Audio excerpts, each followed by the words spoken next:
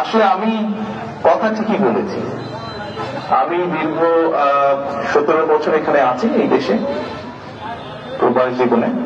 তবে আমার উপরে যখন দলের দায়িত্ব এসে পড়েছে তারপর থেকে আমি গ্রামে গঞ্জে আমার নেতাকর্মী সহ তাদের সাথে বিভিন্ন পর্যায়ে সাধারণ মানুষ যখন যেভাবে অংশগ্রহণ করেছে আমি সকলের সাথে কথা বলেছি।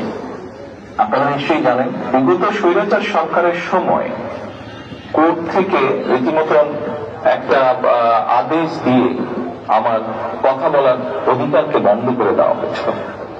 আমি যদি গণমাধ্যমে কিছু বলতে চাইতাম, হয়তো গণমাধ্যমের ইচ্ছা ছিল ছাপানো, গণমাধ্যম সেটি ছাপাতে পারত না।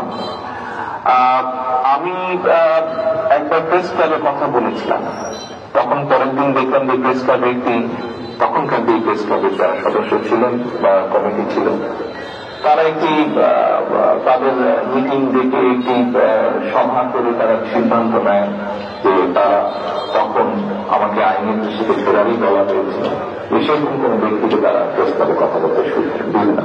এইভাবে তারা চেষ্টা করেছে আমার কথা বন্ধ করে রাখতে। আমি কথা বলেছি সামাজিক মাধ্যম সহ বিভিন্ন পন্থায় আমি পৌঁছানোর চেষ্টা করেছি। আমি ইনশাল্লাহ পৌঁছেছি মানুষের কাছে। কাজে গণমাধ্যমে যে কথা বলিনি তা না, আমি কথা বলেছি, হয়তো আপনারা তখন কথা নিতে পারেননি অথবা শুনতে পারেননি, ইচ্ছা থাকলেও ছাপাতে পারেননি, হয়তো প্রচার করতে পারেননি, কিন্তু আমি বলেছি, আমি ফেলে থাকিনি। আমি অবশ্য সাক্ষাৎকারের কথা বলছিলাম যে প্রশ্নোত্তরের বিশেষ করে গত 1 বছর বাংলাদেশে গণঅভ্যুত্থানের 1 বছর পেরিয়ে গেছে যেমনটা বলছিলাম, এবং অনেকের ধারণা ছিল আওয়ামী লীগ সরকারের পতনের পর আপনি দেশে এসে সশরীরে দলের নেতৃত্ব দেবেন, এবং গত 1 বছর যে প্রশ্নটা বারবার ঘুরে ফিরে এসেছে এবং এখনো আসছে যে আপনি এখন দেশে ফেরেননি কেন আপনি এখন দেশে ফেরেননি? কিছু সম্মত কারণে হয়তো ফিরাটা হয়ে ওঠেনি এখনো, তবে সময় তো চলে এসছে মনে হয়। ইনশাল্লাহ দ্রুতই ফিরে আসবো। সেটা কবে আমরা কি জানতে পারি? দ্রুতই মনে হয়, দ্রুতই ইনশাল্লাহ। নির্বাচনের আগে কি তাহলে আপনি দেশে আসবেন এমন সম্ভাবনা তাহলে বলা যায়?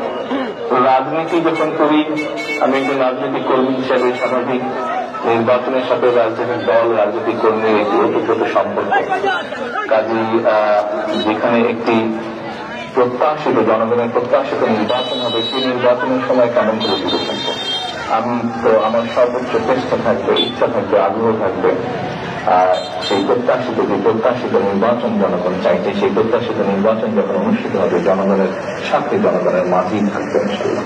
একটা বিষয় যেটা আপনার দল থেকে মাঝে দলের নেতাদের কেউ কখনো কখনো বলেছেন যে একটা নিরাপত্তার শঙ্কার কথা বলেছেন আপনি না আসার পেছনে, আপনি কি কোনো ধরনের শঙ্কা করেছেন? বিভিন্ন রকম শঙ্কার কথা তো আমরা অনেক সময় বিভিন্ন ব্যক্তির কাছে তো শুনেছি, সরকারেরও বিভিন্ন ব্যক্তির কাছ থেকেও তো অনেক সময় অনেক শঙ্কার কথা বিভিন্ন মাধ্যমে, বিভিন্ন মিডিয়াতে প্রকাশিত হয়েছে। জুলাই গণঅভ্যুত্থানের প্রসঙ্গে একটু আসি। জুলাই গণঅভ্যুত্থানে আপনার ভূমিকা নিয়ে অনেক আলোচনা আছে। এটি মোটামুটি সব পক্ষই স্বীকার করে যে সেই সময়ে আপনার একটা সক্রিয় ভূমিকা ছিল। আবার আপনার দলের কোনো নেতা বা সমর্থক তারা এই অভ্যুত্থানের আপনাকে একমাত্র মাস্টার মাইন্ড হিসেবে আখ্যা দিয়েছেন। আপনি কি নিজেকে এই আন্দোলনের মাস্টার মাইন্ড হিসেবে দেখেন? আমি অবশ্যই এই জুলাই আন্দোলনে আমি কখনোই মাস্টার মাইন্ড হিসেবে দেখি না। এই যে 5ই আগস্ট যে আন্দোলন, জুলাই আন্দোলন বলে যেটি বিখ্যাত বা যেটি সকলের কাছে গৃহীত, এই আন্দোলনটি সফল হয়েছে জুলাই মাসে, কিন্তু এই আন্দোলনটি প্রেক্ষাপট শুরু হয়েছে কিন্তু বহু বছর আগে থেকে। এই আন্দোলনে বাংলাদেশের গণতান্ত্রিক রাজনৈতিক দলগুলোর নেতাকর্মীরা, বিএনপি হোক বা অন্য রাজনৈতিক দলগুলো হোক, যারা গণতান্ত্রিক রাজনৈতিক দল, প্রত্যেকটি রাজনৈতিক দল বিভিন্নভাবে অবদান রেখেছে, বিভিন্নভাবে তাদের নেতাকর্মীরা নির্যাতিত হয়েছে। আমি মনে করি জুলাই আগস্ট মাসে এসে জনগণ সকল গণতান্ত্রিক রাজনৈতিক দলের সাথে অংশগ্রহণ করেছে। শুধু কি রাজনৈতিক দলের নেতাকর্মীরাই সেদিন ছিল মাঠে? অবশ্যই নয়। আমরা দেখেছি সেদিন মাদ্রাসার ছাত্ররা তারা ছিলেন এই আন্দোলনের মাঠে। আমরা দেখছি গৃহিণীরা পর্যন্ত রাস্তায় নেমে এসেছেন সন্তানের পেছনে। আমরা দেখেছি কৃষক, শ্রমিক, সিএনজি চালক, ছোট দোকান কর্মচারী বা দোকান মালিক থেকে আরম্ভ করে গার্মেন্টস কর্মী থেকে আরম্ভ করে তারা নেমে এসেছিলেন। আমরা দেখেছিলাম সামরিক বাহিনীর অবসরপ্রাপ্ত কর্মকর্তা কর্মচারীরা নেমে এসেছিলেন এই আন্দোলনে। এমন অনেক সাংবাদিক যারা স্বৈরাচারের অত্যাচারে নির্যাতিত হয়ে দেশ থেকে বাইরে চলে যেতে বাধ্য হয়েছিলেন, তারা সম্পৃক্ত হয়েছিলেন এই আন্দোলনে। কাজেই কারো ভূমিকাকে আমরা ছোট করে দেখতে চাই না, খাটো করে দেখতে চাই না। আমি বিশ্বাস করি দৃঢ়ভাবে সমাজের দল মত নির্বিশেষে, শ্রেণী বিন্যাস নির্বিশেষে প্রত্যেকটি মানুষের অবদান আছে। এই আন্দোলন ছিল বাংলাদেশের জনগণের আন্দোলন, যারা গণতন্ত্রে বিশ্বাস করে। এই আন্দোলনের মাস্টার মাইন্ড কোন দল, কোন ব্যক্তি নয়। এই আন্দোলনের মাস্টার মাইন্ড বাংলাদেশের গণতান্ত্রিক জনগণ। এই বিষয়ে যদি আপনার থেকে জানতে চাই যে হচ্ছে যে যখন আন্দোলনটা চলছিল, পরিবর্তন আনতে চায় আমাদের প্রিয় নেতা জনাব তারেক রহমান। এই পরিবর্তনের অপেক্ষায় আমরা রয়েছি, তাই না?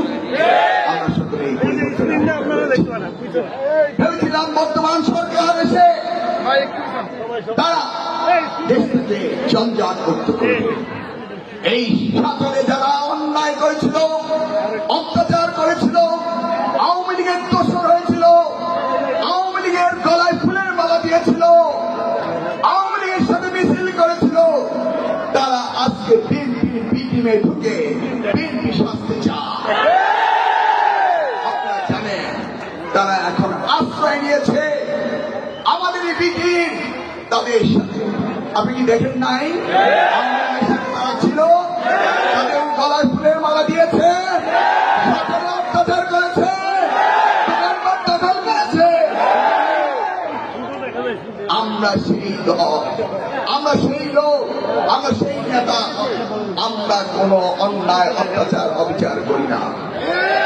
96 এমপি হয়েছিলাম কি রহিমানগর বাজার, না কচুয়া বাজার, না সাচার বাজারে বাজার দখল করেছি, না ভিড়ে নিয়েছি, না সম্পদ বানিয়েছিলাম। এই যে হিন্দু সম্প্রদায় রয়েছে তাদের এই জগন্নাথ বাড়ি প্রত্যেকটি জায়গা জমিন তখন খালি ছিল না? এখন দেখুন গত 17 বছরে সব দখলদারদের হাতে চলে গিয়েছে, যায়নি? আমরা যখন দায়িত্বে ছিলাম আমরা কি বাংলাদেশের সর্ববৃহৎ হ্রদ তৈরি করে দেয়নি? আমরা কি সাচার মসজিদ করে দেয়নি? আমরা কি সাচার মাদ্রাসা করে দেয়নি? আমরা স্কুল কলেজ মক্তব সবকিছু করে দেয়নি? আমাদের সঙ্গে কি কোন অত্যাচার হয়েছিল? কেউ কি থানায় যেয়ে বিতাড়িত হয়েছিলেন? না ইউনিয়ন পরিষদে গিয়ে আপনাদের অপমান করেছিল? সকলেই আপনাদের বিচার পেয়েছিলেন। এখন আমরা দেখছি সামনের দিনগুলোতে ষড়যন্ত্র হচ্ছে। কিছুক্ষণ আগে আপনারা দেখছিলেন আমি আজকে এসটিভিতে একটি ইন্টারভিউ দিয়ে এসেছিলাম, সেখানে আমি বলে এসেছি যে আমি নাকি বাংলাদেশের সরকারকে অর্থাৎ ডক্টর ইউনূসের